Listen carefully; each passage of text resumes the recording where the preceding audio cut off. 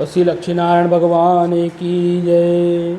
श्रीमन्नारायण नारायण नारायण, श्रीमन्नारायण नारायण नारायण, लक्ष्मी नारायण नारायण नारायण, लक्ष्मी नारायण नारायण नारायण।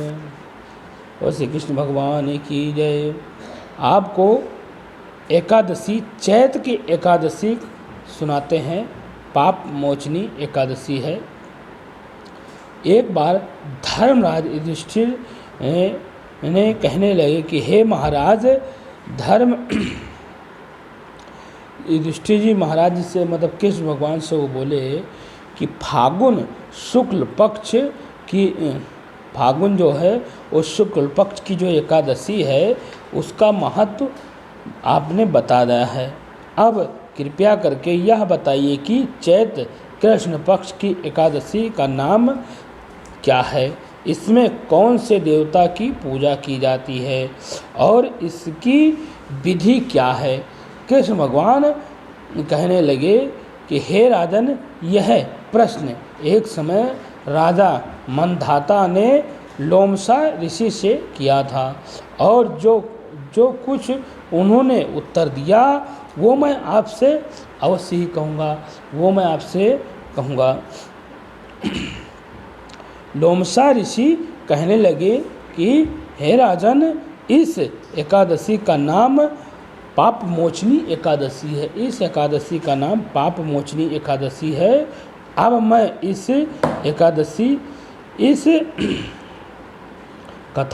इसकी कथा आपको मैं सुनाता हूँ। प्राचीन समय में कुबेर का चैत्ररथ नाम का एक वन था। कुबेर नाम का चैत्ररथ का नाम एक वन था। तो वहाँ गंधर्वों की कन्याएं और किन्नरों के साथ विहार कर रहे थे। वहाँ अनेक प्रकार के पुष्प खिले हुए थे। तो उसी वन में अनेक ऋषि तपस्या भी कर रहे थे। पहले जो ऋषि थे ना, वो वन में ही बैठे रहते, उनको कोई डिस्टर्ब ना करे, इसलिए वो बड़े बड़े जंगलों में ही वो तपस्या करने के लिए जाते थे। पहाड़ में चले गए, जंगल में चले गए, नदी के किनारे चले गए, जहाँ उनको कोई डिस्टर्ब करने वाला नहीं था।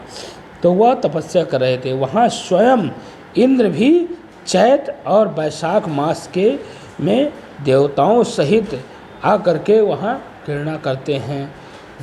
वही अपने आश्रम में मेघावी नामक के एक ऋषि की तपस्या में संलग्न थे। वह शिव से भक्ति कर रहे थे। एक समय मंजू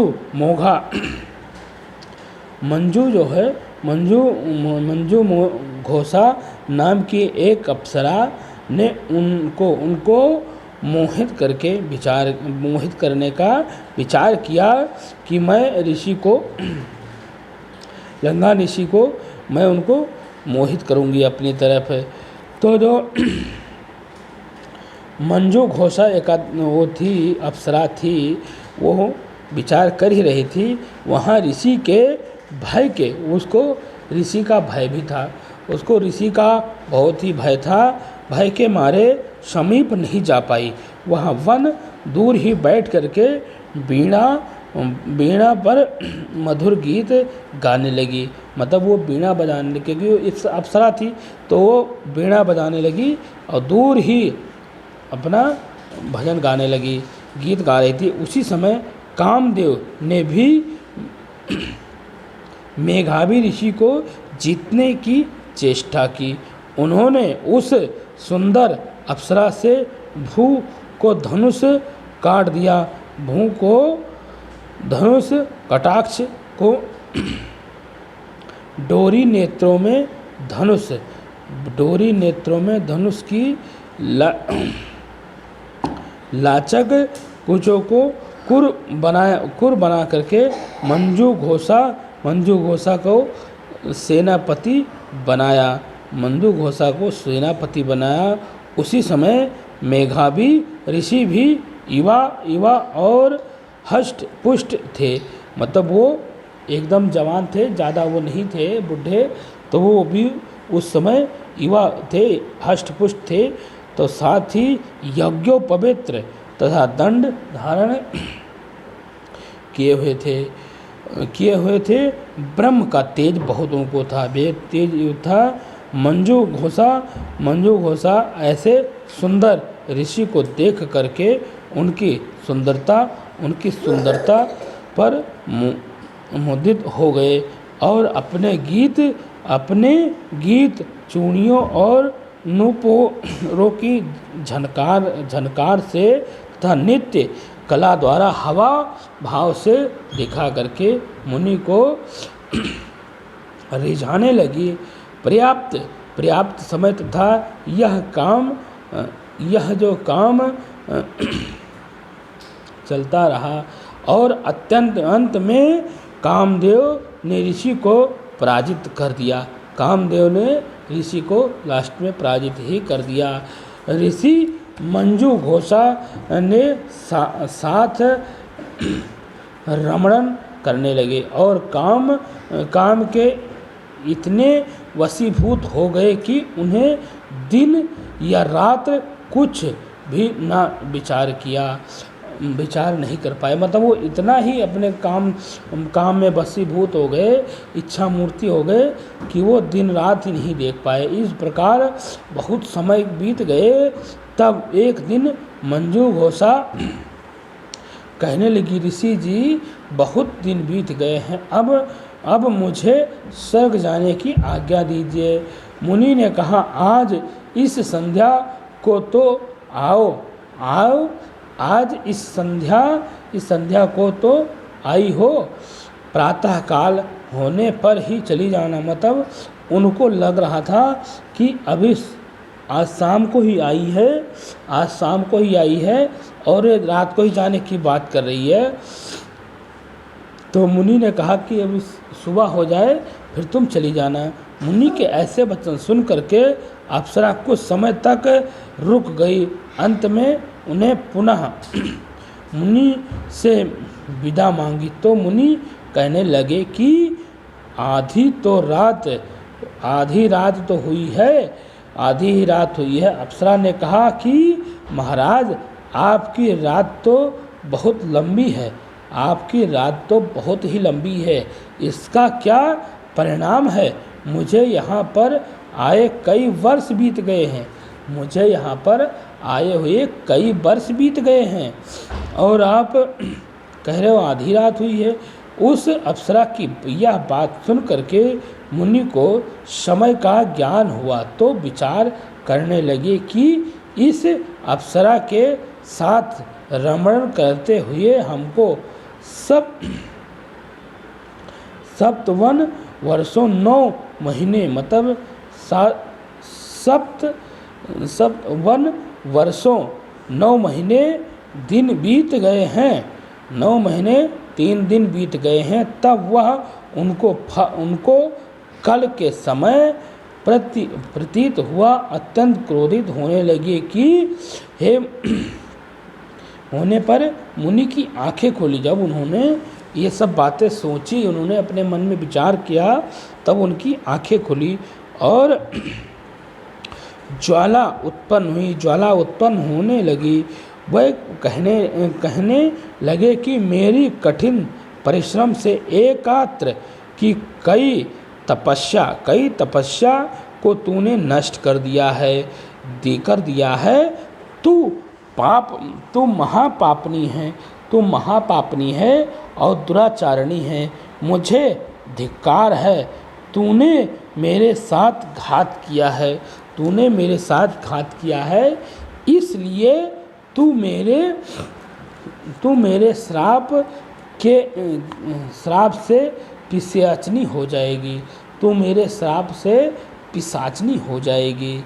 मुनि के श्राप से मंजू घोषा तत्क्षण पिशाचनी हो गई और भयभीत होकर के मुनि से प्रार्थना करने लगी कि हे महाराज, इस श्राप का किस प्रकार निवारण होगा। मतलब जब श्राप मिल गया, पिशाचनी हो गई, तब वो बार बार मुनि से ये कहने लगे कि इसका आपने जो श्राप दिया है इसका निवारण कैसे होगा। अप्सरा के ऐसे दीन वचन सुन करके मुनि बोले, हे दुष्ट, यद्यपि तूने मेरा बहुत अनिष्ट किया है, परंतु फिर भी मैं तुम्हें श्राप से छूटने का उपाय बताता हूँ। चैत मास के कृष्ण पक्ष की एकादशी का नाम पापमोचनी है और यह सब प्रकार से पापों का नष्ट करने वाली है। उसका व्रत करने से पिशाच योनि से मुक्त हो जाएगी। ऐसा कहा करके मेघावी ऋषि अपने पिता चयवन ऋषि के आश्रम में चले गए। मेघावी को देख करके चयवन ऋषि कहने लगे कि अरे पुत्र, तूने ऐसा क्या किया जिससे तेरा सारा पुण्य क्षीण हो गया। मेघावी कहने लगे कि पिताजी, मैंने अप्सरा के साथ रमण करके घोर पाप किया है। अब आप इस पाप से छूटने का प्रायश्चित मुझे बताइए। तब चयवन ऋषि बोले कि हे पुत्र, चैत मास के कृष्ण पक्ष की पाप मोचनी एकादशी का व्रत करने से सब पाप नष्ट हो जाते हैं। इसीलिए तुम इस व्रत को करो। पिता की आज्ञा पा करके मेघावी ऋषि ने भी इस व्रत को किया, जिससे उनके सब पाप नष्ट हो गए हैं और वह पवित्र हो गए। उधर मंजू घोषा भी व्रत के प्रभाव से पिशाच योनि से छूट करके दिव्य देह धारण करके स्वर्गलोक को चली गई। लोमस ऋषि कहने लगे कि हे राजन, पाप मोचनी एकादशी के व्रत को करने से सब पाप नष्ट हो जाते हैं। इस कथा को पढ़ने या सुनने से 1000 गोदान का फल प्राप्त होता है तथा व्रत से ब्रह्म हत्या कदापि नहीं लगती है। ब्रह्म हत्या, गर्भपात्र पर बाल्य हत्या, सुरापान, स्त्री से प्रसंग आदि सब पाप नष्ट हो जाते हैं। इस प्रकार इस एकादशी का महत्व 9वां अध्याय समाप्त हुआ। बोलो श्री कृष्ण भगवान की जय। इस एकादशी का फलाहार इस दिन चिरौंजी, मेवा, दूध की मिठाई, फल आदि लिए जा सकते हैं। बोलो श्री कृष्ण भगवान की जय। श्रीमन्नारायण नारायण नारायण, श्रीमन्नारायण नारायण नारायण। और श्री लक्ष्मी नारायण भगवान की जय। तो आप लोग पाप मोचनी एकादशी का कथा विधि सुने हैं, तो आप लोग एकादशी का व्रत जरूर करें। एकादशी का व्रत करने से अनजाने में भी अगर किसी से कोई गलती हो गई हो तो उसे भगवान क्षमा कर देते हैं। बोलो श्री कृष्ण भगवान की जय।